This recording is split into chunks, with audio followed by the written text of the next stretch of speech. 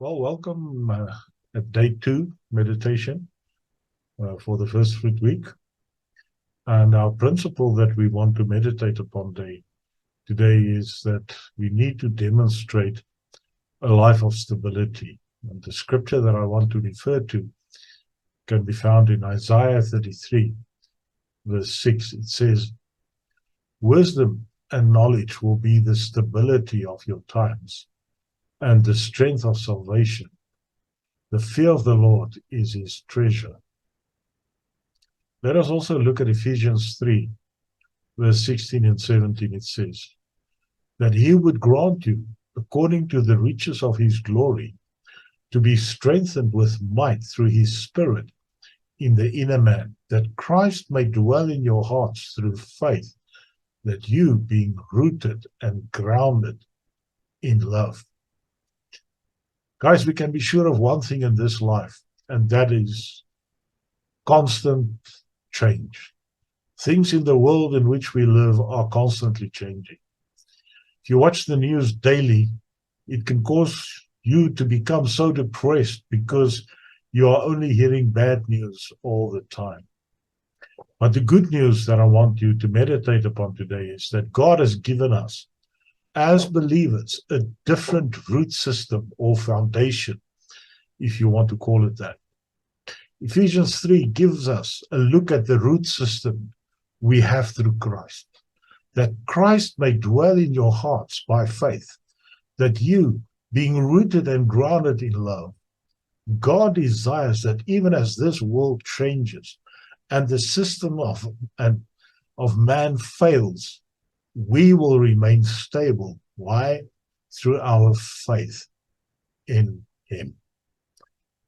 I want to ask you a question this morning, and I want to ask you, what is it that governs your life? I encourage you to take a minute to consider this question. Is your life a roller coaster? Happy one day, down in the dumps the next day. Listen, don't misunderstand me. We all have times of joy. We all have times of sadness. But God's desire is to stabilize our lives and keep us founded and rooted in him. We have that promise that no matter what happens in the world, no matter how bad the news may be, God has everything in his control. We don't know what is to come, but we can be confident that God is still Lord, and through our faith in him and faithfulness to his commands, our lives can remain stable in this year to come. I encourage you to meditate on some of the following scriptures. In Matthew 7, verse 24 to 27, it says, "Therefore, whoever hears these sayings of mine and does them, I will liken him to a wise man who built his house on the rock. And the rain descended, the floods came, and the winds blew and beat on that house, and it did not fall, for it was founded on the rock. But everyone who hears these sayings of mine and does not do them will be like a foolish man who built his house on the sand. And the rain descended, and the floods came, and the winds blew and beat on that house, and it fell, and great was its fall." What is interesting for me in this portion of scripture is that it's those who hear what God is saying and do. That is where you become a wise man. But those of us who hear the words but do not do them, we are the foolish ones. In Psalm 40, verse 2, it says, "He also brought me up out of a horrible pit, out of the miry clay, and set my feet upon a rock, and established my steps." You see, if we build on Jesus as our rock, nothing in this life can shake us. Nothing that this year, whatever curveball it throws at us, can shake us if we are rooted upon Jesus as our rock. In 1 Corinthians 15, verse 58, it says, "Therefore, my beloved brethren, be steadfast, immovable, always abounding in the work of the Lord, knowing that your labor is not in vain in the Lord. Here I want to, for a moment, just be sidetracked.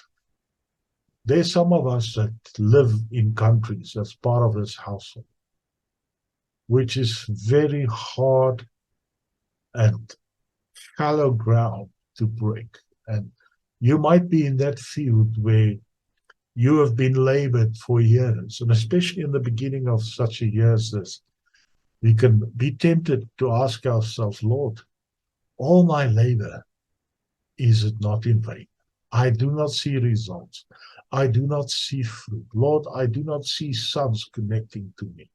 I want to say to you today, here the Lord is saying to you, be steadfast, be immovable, always continue abounding in the work of the Lord, knowing that your labor is not in vain.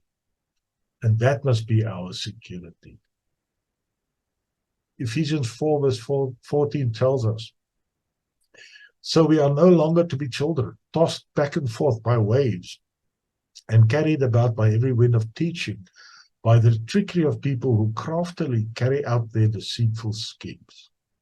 Again, we must not be thrown to and forth and back and forth through different doctrines and different teachings. We need to be rooted in the Word, because that is where we are rooted and founded on the truth of the Lord. And then I want to conclude for today with Psalm 62 verse 2 that says, God alone is the mighty rock that keeps me safe, and the fortress where I am secure. God alone is the mighty rock that keeps me safe, and the fortress where I am secure. What a wonderful statement. Make this your declaration prayer for this year, that God alone is the mighty rock that keeps me safe, and He is my fortress in which I am secure. God bless you as you meditate upon this word.